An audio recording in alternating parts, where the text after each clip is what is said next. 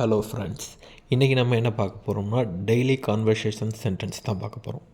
இப்போது நம்ம இன்றைக்கி தமிழில் பேசுவோம்ல, அதை அப்படியே எப்படி ஒன்லைனில் இங்கிலீஷில் கன்வெர்ட் பண்ணி பேசுகிறதுன்னு தான் பார்க்குறோம்.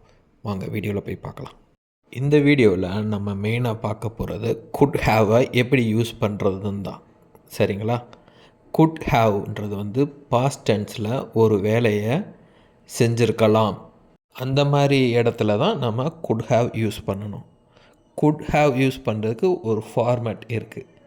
ஃபஸ்ட்டு சப்ஜெக்ட், ரெண்டாவது குட் ஹேவ், தேர்டு நீங்கள் V3 யூஸ் பண்ணணும். குட் ஹேவ் யூஸ் பண்ணி ஒரு எக்ஸாம்பிள் பார்ப்போமா? ஃபஸ்ட்டு சென்டென்ஸ், நீங்கள் வந்திருக்கலாம். அதை எப்படி இங்கிலீஷில் சொல்கிறது? You good have come. இப்படி தான் இங்கிலீஷில் சொல்லணும். சரிங்களா? செகண்ட் சென்டென்ஸ், அவன் அந்த வேலையை செய்திருக்கலாம். இந்த சென்டென்ஸை எப்படி இங்கிலீஷில் சொல்கிறது பார்க்கலாமா? He could have done the work. அதாவது ஒரு வேலையை நீங்கள் செய்யலை, ஆனால் அதை நீங்கள் செஞ்சுருக்கலாம் அப்படின்னு சொல்கிறது தான் குட் ஹாவ்.